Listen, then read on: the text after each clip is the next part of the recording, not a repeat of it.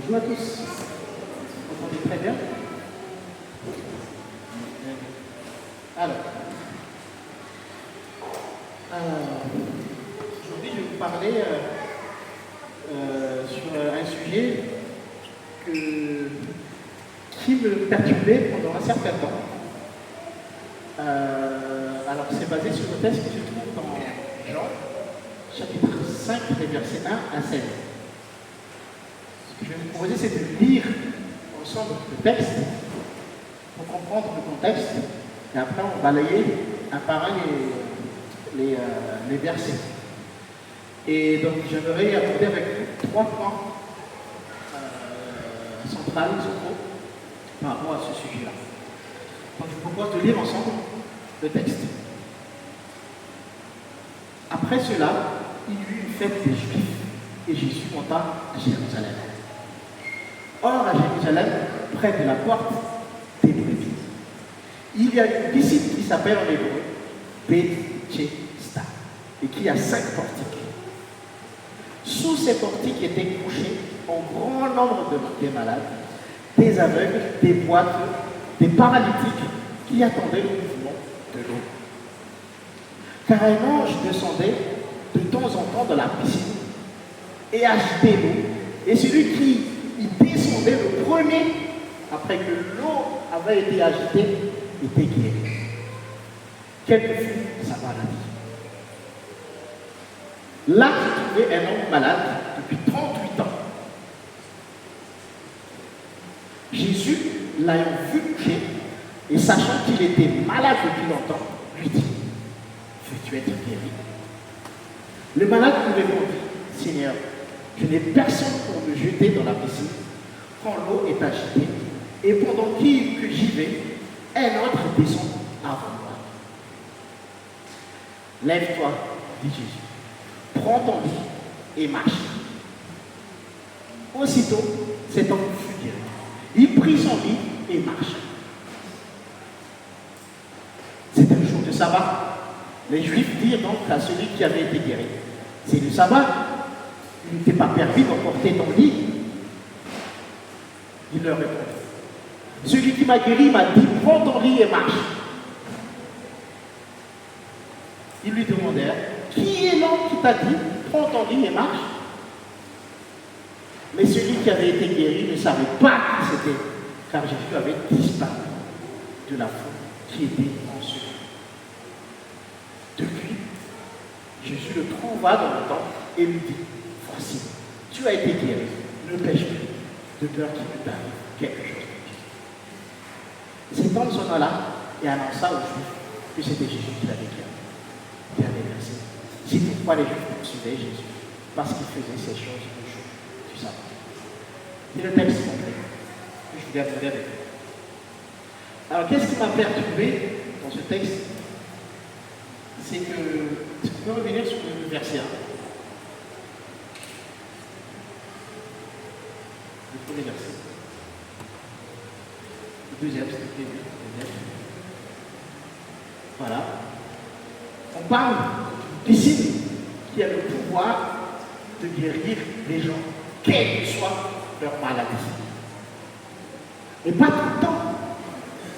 De temps en temps, il y a un ange qui descend, touche l'eau, et pendant que l'eau bouge, le premier malade qui arrive à plonger dans la piscine sera guéri. Je ne sais pas vous, mais je trouve ça un peu sadique, non? On dirait l'ange qui arrive: vous êtes prêts les gars? Tous des paralytiques, des boiteux, hein? On dirait, je parle dans le contexte, on dirait un paralympique, quoi. Allez là, vous êtes prêts? Je passe, et hop, c'est le premier. Et les autres, alors, qui n'arrivent pas en premier, ils ne sont pas guéris. Comment interprétez-vous ça? Moi, je trouve ça une guérison qui est méritée, sachant que les personnes sont paralytiques, et tu leur dis quand même: allez, celui qui est le premier, hein? Pourtant, c'est écrit dans le texte. Qu'est-ce que vous en pensez? Et ça, depuis longtemps, ça m'a perturbé. Je dis, mais non. Là, on parle de l'ange. Je dis, mais c'est pas possible. Ça ne peut pas être possible. Qu'est-ce qui se passe alors? Et puis, si j'essaie de continuer l'histoire, donc, parmi les malades qui étaient là autour de la piscine, en fait, il y avait un malade qui était là depuis 38 ans, plus de 38 ans. Alors, le texte ne précise pas qu'est-ce qu'il a comme maladie. En tout cas, il était là. Il attendait que l'eau bouge et allait pour essayer de plonger en premier dans la piscine. Depuis 38 ans. Déjà, si cette personne devait être vraiment malade, et devait être vraiment déterminée, paralysée. Et le texte dit que Jésus arrive, il voit ça, il pose la question au malade, peux-tu être guéri? Et la réponse était vraiment... la réponse me surprend. Il n'a pas dit oui, il a dit d'abord, ça faisait longtemps que je suis là, et que j'arrive pas à arriver en premier, parce que personne ne m'aide. Le temps que je bouge, quelqu'un d'autre arrive avant moi.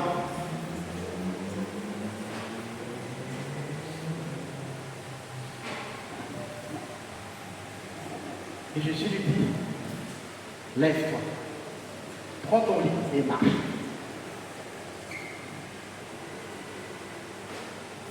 Donc, la question, est-ce que Jésus est venu pour lui dire, c'est qui le premier et je vais te guérir? Non. Le texte dit, c'est un ange qui vient et qui décrit ce que les gens croyaient à ce temps-là. Le texte ne dit pas que c'est Dieu qui envoie l'ange. Le texte ne dit pas que la personne était vraiment guérie. Le texte ne dit pas que c'est Dieu qui guérit. Mais c'est l'histoire de cette piscine où il y a tous les malades qui sont couchés devant et il espère un mouvement de l'eau et hop, il faisait la course. C'est ce que les gens interprétaient. Le texte ne dit pas que c'était Dieu qui les guérissait, que c'était vraiment guéri. Mais Jean, quand il a écrit ça, il voulait justement mettre en évidence le cadre dans lequel l'histoire se déroule en fait. Déjà, c'est dans un monde où chacun pour soi. Ce sont les autres qui arrivent en premier à lui parce que personne ne l'aide. C'est un monde cruel. Et aussi, c'est un monde où les gens sont superstitieux. Ils croient à la magie, ils croient à des choses fantastiques que, en regardant que dès que la piscine bouge, je vais plonger et je vais être guéri. Tellement la vie est dure, tellement les gens sont désespérés qu'ils sont prêts à croire n'importe quoi pour être guéris. Ça, c'est le cadre que l'auteur voulait placer dans le texte. C'est pourquoi l'auteur il a placé ça. L'histoire, le mythe de cette piscine.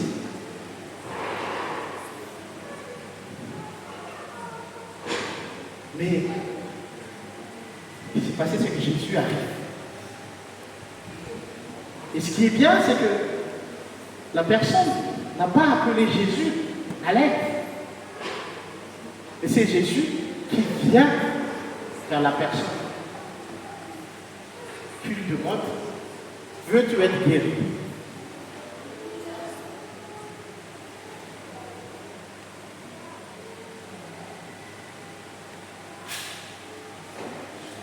Et on peut parfaitement transposer cette histoire à notre histoire, chers frères et sœurs. Parmi nous, il y a quelqu'un qui est vraiment dans le le désespoir, qui touche le fond, qui espère avoir, qui est prête à tout croire pour avoir cette guérison. Quelqu'un qui a fait ça depuis longtemps. Depuis 38 ans. 38 ans. C'est long. C'est long.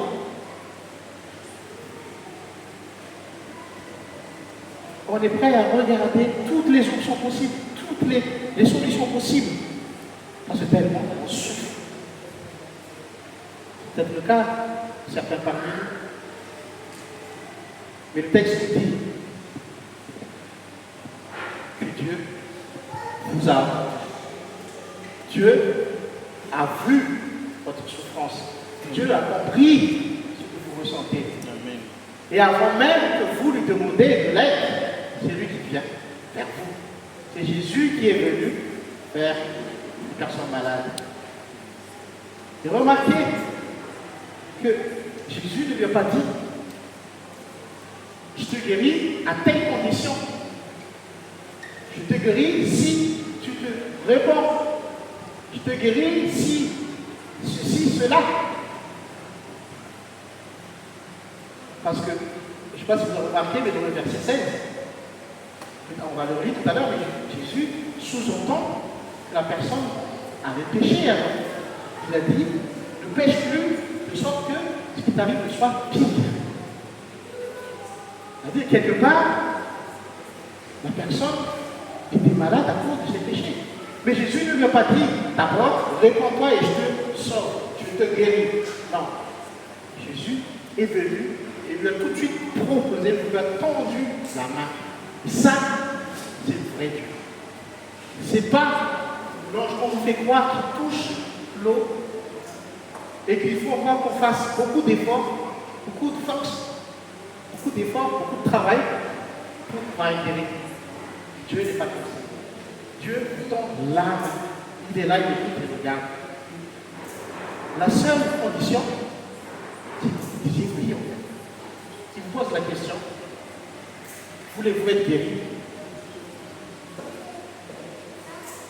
C'est tout. Il est déjà monté. Donc,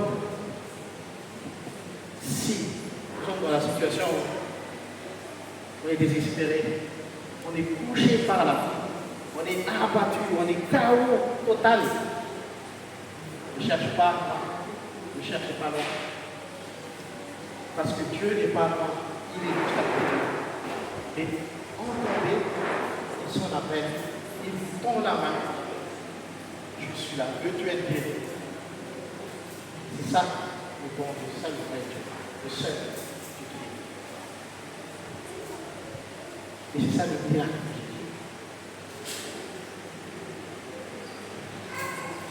Mais ça ne s'arrête pas là. Parce que ça, c'est pour quelqu'un qui a, on va dire, des difficultés physiques. Mais on peut aussi interpréter ce texte comme une difficulté autre que physique. Parce que vous remarquez très très bien, la personne, pendant 38 ans, était captée par cette piscine. Ça peut être aussi notre cas. Lorsqu'on est obstiné par notre travail, par notre quelque chose qui nous occupe, on ne voit rien, on ne voit que ça. On est là. Parce qu'on est détruit. On passe plus de temps dans le travail, dans le sport. Voilà, on est obstiné à faire ça. C'est pas que pour les désespérés, mais c'est aussi pour ceux qui sont dans les obsessions de leur travail et qui ne voient pas que Dieu est là juste à côté. Et malgré tout ça, Dieu nous dit, eh oh, je suis là en fait. Arrête de passer trop de temps au travail. Prends du temps pour ta famille, prends du temps pour ton Dieu. Dieu, il est là. Ne perds pas ton temps à fixer quelque chose qui ne t'apportera rien que des illusions qui sont futiles. Donc arrêtons de perdre notre temps sur des objectifs qui ne méritent même pas.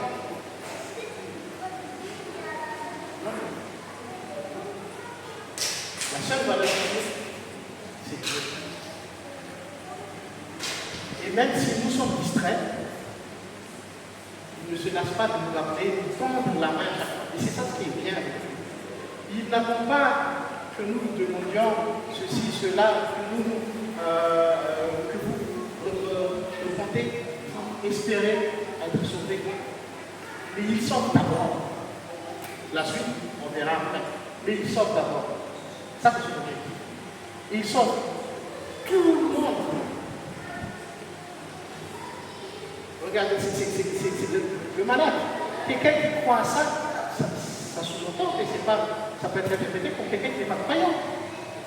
Il croit à d'autres dieux, il croit à d'autres miracles. Mais Dieu sauve quand même cette personne. Dieu ne filtre personne. Et ça, c'est un bon Dieu. C'est vrai. Et qui, à chaque fois je reprends, qui vient vers nous autour de la main. Et il vous pose la question, veux-tu être guéri? Oui, j'attends ça en fait. Il faut être attentif pour discerner cette petite voix qui me dit, eh oh, je suis là. Est-ce que tu me laisses de la place chez toi?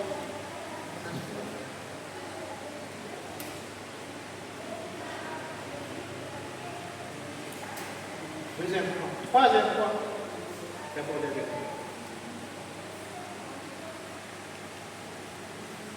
Est-ce qu'on peut mettre le verset 8, s'il te plaît?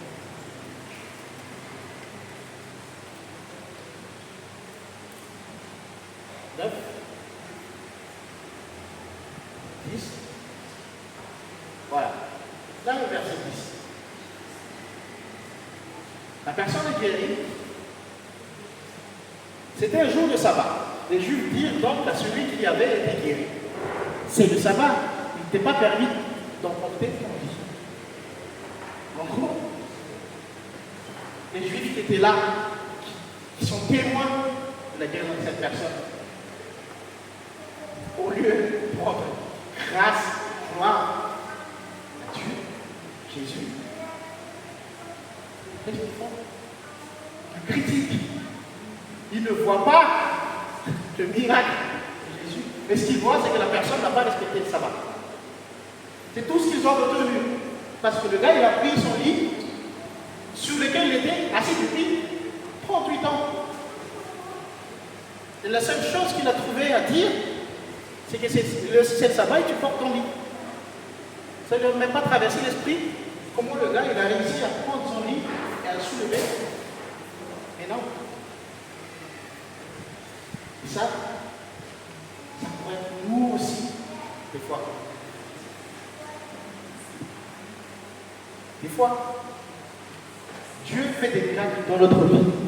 Dieu fait des miracles, nous apporte des grâces, mais on ne voit pas. On ne voit que le côté négatif des choses. On voit que le côté négatif des choses. Des fois, on cherche même la petite bête, l'erreur de l'histoire, discréditer ce qui vient de se passer. On n'accepte pas la grâce de Dieu, on n'accepte pas le miracle.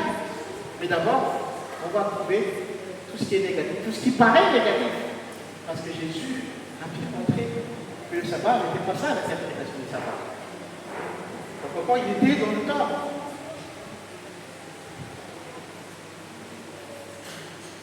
Il a accusé Jésus. Il est où celui qui a dit, celui qui t'a guéri, pour que je le punisse? Parce qu'il a guéri quelqu'un le sabbat, le jour du sabbat.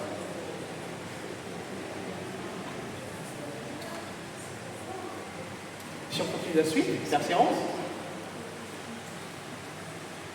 verset 12, il lui demanda, qui est l'homme qui t'a dit, prends ton lit et marche? Vous voyez, il ne disait même pas le mot guéri, mais celui qui t'a dit, prends ton lit et marche. Et ça avait quantité que une seule parole avait réussi à guérir la personne qui était là depuis 38 ans, que personne ne voulait aider depuis 38 ans. Une seule parole. C'est un miracle qui se passe devant ses yeux. Mais lorsqu'on est prêt à ne regarder que les choses négatives de tout ce qui se passe, voilà ce qui arrive. On passe à côté des miracles. Verset 13. Mais celui qui avait été guéri ne savait pas qui c'était. Vous savez très bien. La personne ne connaissait même pas Jésus. C'est ce que j'ai entendu tout à l'heure, c'est quelqu'un qui n'est pas vraiment peut-être, qui n'est pas croyant. Il ne connaissait même pas. Jésus a guéri quelqu'un qu'il ne connaissait pas. Mais il a été guéri parce qu'il avait foi en Jésus. On a cru en Jésus, il a été guéri. Car Jésus a disparu de la foule qui était en ce verset 14. Depuis, plus tard, Jésus le trouva dans le temple et lui dit, Jésus le rencontre. Ça veut dire que maintenant, quelqu'un qui ne connaissait pas Jésus, qui était guéri, où est-ce qu'il a connu Jésus? Dans le temple. Ça veut dire non seulement Jésus a sauvé, la guéri physiquement, mais du point de vue spirituel, il est à l'église. C'est magnifique ça. Il rencontre Jésus, je lui dis, ah, tu vas mieux, hein? Il dit, tu as été guéri. Par contre, c'est là où Jésus intervient sur le péché. C'est ce que je vous dis tout à l'heure. Il guérit d'abord, après on discute. Ne pêche plus. De peur qu'il t'arrive quelque chose de pire. Parce que quand Dieu vous guérit, son objectif c'est de vous guérir totalement, entièrement. D'accord? Donc il ne faut plus revenir en arrière. Alors, bien évidemment, c'est compliqué de ne plus pécher, mais c'est que Jésus entend par là, c'est que fais l'effort. Et moi, c'est quelque chose que j'ai adapté, enfin j'ai appliqué dans ma vie, c'est qu'à chaque fois que Dieu intervient dans ma vie, j'identifie des mauvaises habitudes que j'ai et je règle. Je dis ça, je le fais avec eux. Je vais tenir à ça parce que pour moi, le pêche plus, c'est ok, je vais enlever ça de ma liste. Et croyez-moi, ça va vous apporter beaucoup de bien. Ça va vous aider à avancer. Je n'ai pas dit que je vais tout effacer, mais en tout cas, je garde ça comme objectif pour me rappeler que voilà, Dieu m'a sauvé. Voilà, je vais, pour dire le pêche plus, je vais essayer d'enlever ça de moi. Ou je vais essayer d'introduire, je ne sais pas, une prière à telle heure dans ma vie. Parce que, voilà, on avance, on se rapproche de Dieu. Et c'est ça ce que Dieu a fait de nous. Il ne dit pas, avant de me guérir, oh, enlève-moi tout ça, fais-moi rentrer tout ça dans ta vie, et on verra après ce que je vais. Non. Tu me guéris d'abord. Et nous tous, nous sommes tous été sauvés par Jésus-Christ. Une bonne fois pour tous. Ça a été fait. Le salut par son sacrifice.